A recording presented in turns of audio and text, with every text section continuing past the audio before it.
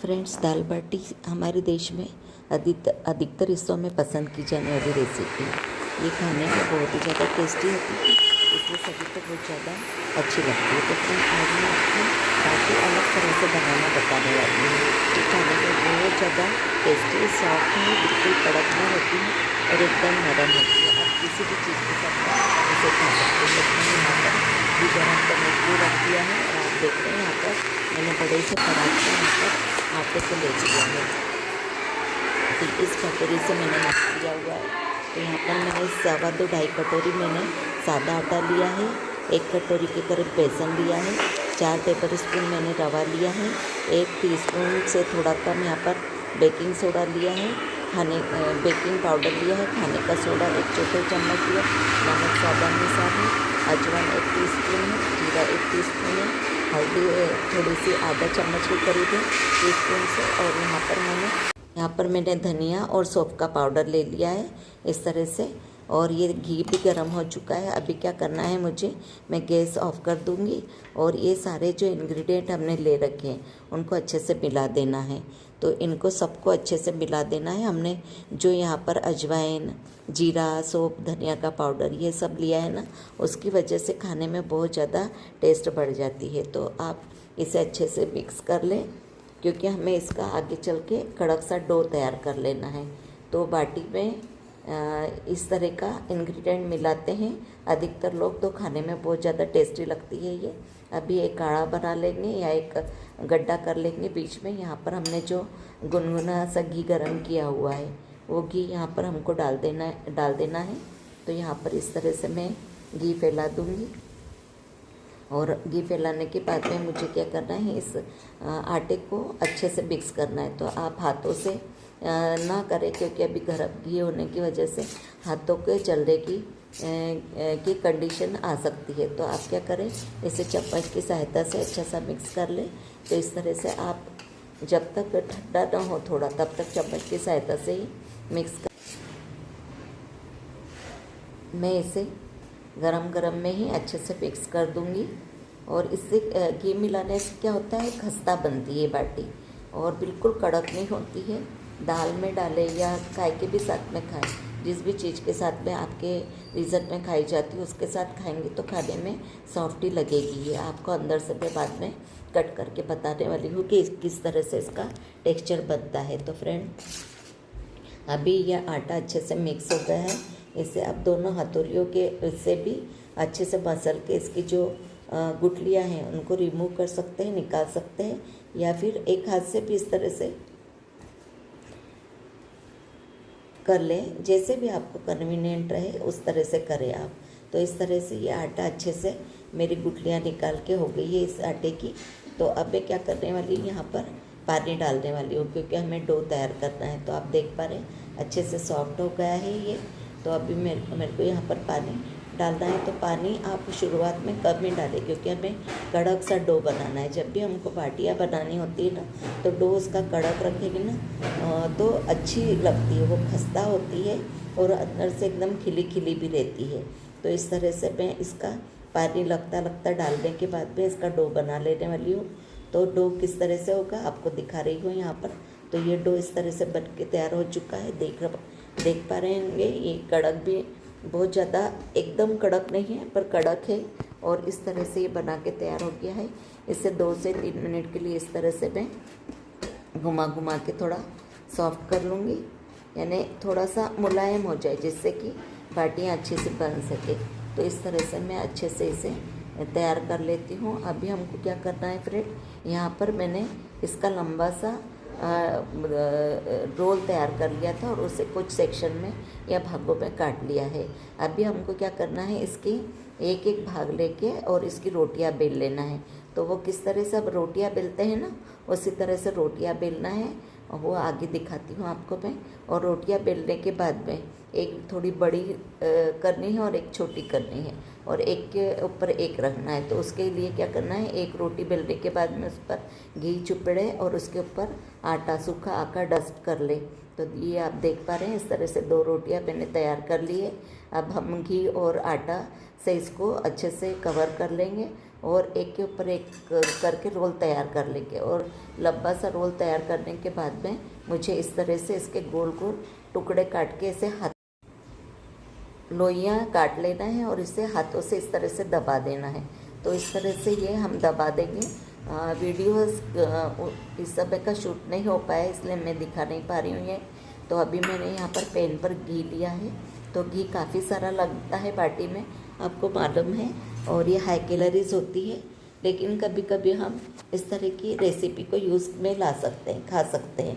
आप फिर शाम के समय या बाकी के समय जब भी खाना खाए तो थोड़ा सा लाइट ले, जिससे कैलोरीज को मेंटेन कर सके अपने आप की। तो अभी ये घी को अच्छे से गर्म कर लूँगी मैं।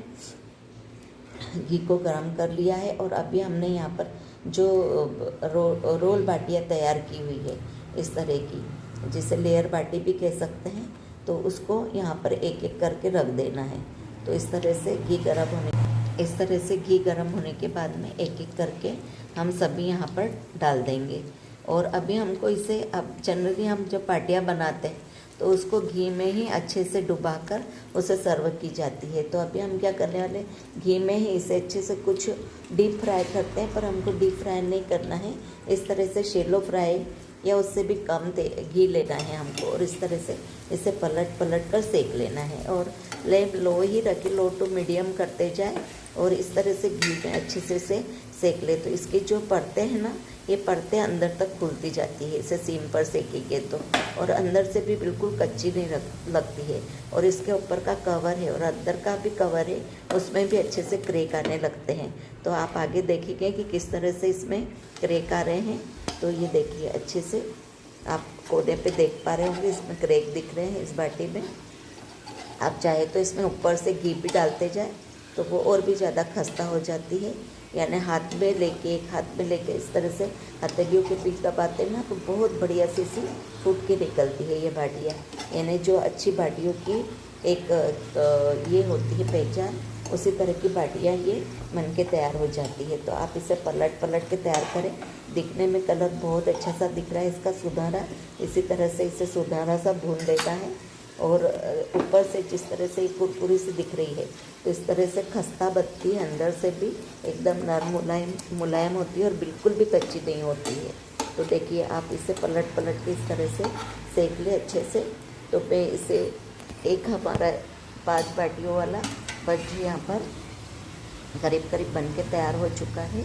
तो ये जितना स्लोली सेकेंगे, आप देख पा रहे होंगे यहाँ पर देखिए बाटी में क्रैक आ गए हैं ये अच्छे से। जितना आप स्लोली इसको तलेंगे उतना अच्छे से क्रैक आने वाले हैं। तो आप नॉन स्टिक पैन का यूज़ करें। मैं फ्राइंग पैन लिया हुआ है यहाँ पर मैंने, आप कढ़ाई भी ले सकते हैं मोटे तले वाली, उसमें भी आप कर सकते हैं। मोटे तले वाली कढ़ाई में भी आप इसे तल सकते हैं या भून सकते हैं। अब मैं सारी ही जो बाटियाँ हैं हमारी उनको निकाल लूँगी मैं और जो हमने दूसरा बैच यहाँ पर तैयार कर रखा है उसको यहाँ पर मुझे ऐड कर देना है। तो ये आप निकालते भी आप देख पा रहे होंगे ये किस तरह से सुंदर सी दिखाई दे रही है। इसमें बड़े से क्रैक आ रहे हैं। तो इस तरह से क्रैक आते हैं ना फ्रेंड, इसका मतलब ये होता है कि ये अंदर से अच्छे से सीख चुकी है। यानी अंदर से सीखने की वजह से ही ये जो होती है फूटी सी नज़र आती है हमको, यानी इसमें क्रैक आते हैं। अब ये जो बची हुई बाटियाँ हैं उसको भी मैं यहाँ पर इस पैन में रख देने वाली हूँ। तो एक एक करके ये बाटियाँ भी हम यहाँ पर रख देंगे और इन्हें भी इसी तरह से अच्छे से अलट पलट के 10 से 15 मिनट लगते हैं इसे भूनने के लिए लो फ्लेम पर। तो इस तरह से आप अच्छे से भून लीजिए इसे पलट के। थोड़ा ढक भी देना, पर थोड़ा सा ढक्कन खुला रखें, नहीं तो क्या होता है भाप बनती है और भाप बनने की वजह से पानी इसमें टपकता है। अब ये बन के अच्छे से तैयार हो गई है। मैं आपको यहाँ पर अंदर से खोल के दिखाने वाली हूँ। तो आप देख रहे हैं इसकी लेयर काफ़ी सारी खुल रही है और एकदम खस्ता सी बनी है। ये आपको नज़र आ रही होगी, देखिए अंदर से बिल्कुल भी कच्ची नहीं है ये, अंदर से भी नहीं है और बाहर से भी एकदम कुरकुरी बनी है और कड़क भी नहीं लग रही है बिल्कुल भी। तो ये मैं बनाती रहती हूँ, इसलिए आज लगा कि मैं आपके साथ में ये रेसिपी शेयर करूँ। इसके पहले भी एक मैंने वीडियो डाला हुआ है वो वीडियो भी आप देख सकते हैं, जिसको मैंने ना दाल ना बाटी न इडली न सांभर, इस तरह का टाइटल है उसका। तो वहाँ से भी देख सकते हैं, अलग तरह से मैंने बनाई हुई है वो बाटियाँ। उसमें मैंने ज्वार, बाजरा, मक्का, इस तरह के आटे को मिक्स करके बनाई हैं। तो वो भी खाने में बहुत ज़्यादा टेस्टी है। देखिए, इसको हम हाथों से, अभी गर्म है तो इसलिए मुझे छूने में भी थोड़ा सा ये लग रहा है, परेशानी हो रही, पर थोड़ी ठंडी अगर हो जाती है और इस तरह से इसे हाथ से खोलेंगे ना तो एकदम ये अंदर से खस्ता सी लगती है, एकदम ये देखेंगे ना आप, बिल्कुल खस्ता सी। और इसे खाकर देखिए एक टुकड़ा, तो बिल्कुल भी कच्ची नहीं है और इतनी ज़्यादा टेस्टी लग रही है, कुरकुरी सी, खस्ता सी, इस तरह से लग रही है। इसको क्या कर सकते, फिर अलग अलग जगह पर अलग अलग तरह से खाया जाता है। जहाँ पर कहीं पर इसे बाटी बोलते हैं, कहीं बोलते हैं इसको बिट्टा, कहीं लिट्टी बोलते हैं। तो कोई चोखा के साथ खाता है, कोई दाल के साथ, बगरी दाल के साथ, कोई फीकी दाल के साथ में, और कोई आलू बैंगन की सब्जी में के साथ में भी खाता है। तो अलग अलग प्रांत में या रीजन में अलग अलग तरह से इसे खाया जाता है। तो देखिए आप कितनी मुलायम और खस्ता दिख रही है। तो इस तरह से आप एक मुट्ठी भर या जैसा भी लेना चाहे एक भाग लेकर उसको, उसके ऊपर दाल या आलू बैंगन की सब्जी कुछ भी डालकर अपनी को जो अच्छा लगता है उसके साथ में इसे खा सकते हैं। तो फ्रेंड, है ना, ये कितनी टेस्टी लग रही है, कितनी खस्ता लग रही है, कितनी कुरकुरी लग रही है। इस रेसिपी को आप निश्चित ट्राई करें, आपको बहुत ज़्यादा पसंद आएगी। ये इतनी ज़्यादा खाने में मज़ेदार है ना कि आप एक बार बना लेंगे ना तो घर के सभी लोगों को बहुत ज़्यादा पसंद आएगी।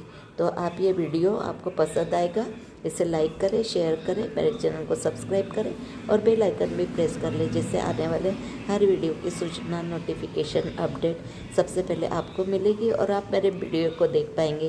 तो देखिए कितनी बढ़िया सी, देख लें कितनी फूटी सी और कितनी खिली खिली सी दिख रही है।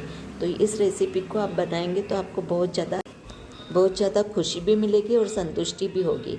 आप इस रेसिपी को ट्राई करें और कमेंट्स बॉक्स पे ज़रूर मुझे रिप्लाई दें कि आपने बनाई अगर ये रेसिपी तो आपको किस तरह से लगी और आपके घर के लोगों को कितनी पसंद आई। क्योंकि ये बहुत लाजवाब है, बहुत जल्दी बनती है, ये आपको बहुत ज़्यादा टाइम भी नहीं लगता है और घर में पैन या कढ़ाई तो होती है, उसमें बना सकते